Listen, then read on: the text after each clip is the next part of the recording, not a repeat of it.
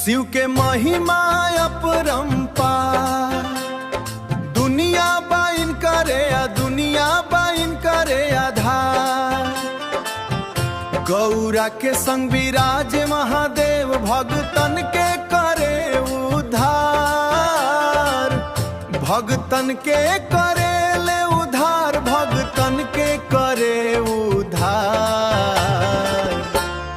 हो शिव चर्चा शिव चर्चा, गली गली अब शिव चर्चा। भक्ति में डूबल गइल बा जगई, हर दिल में बा शिव चर्चा।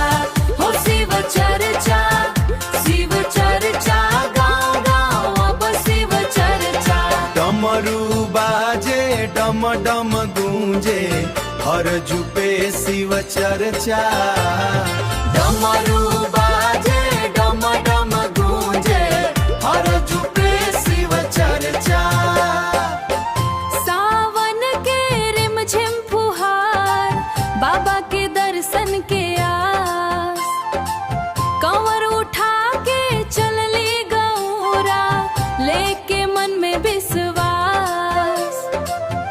भोले दानी महादानी, सबके बिगड़ी बनावे ले।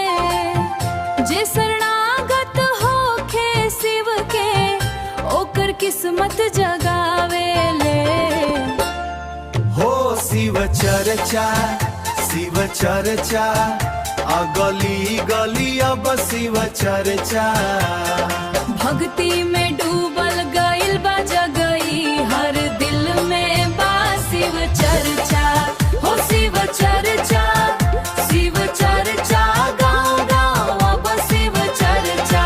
डमरू बाजे डम डम गूंजे, हर जुपे शिव चर्चा।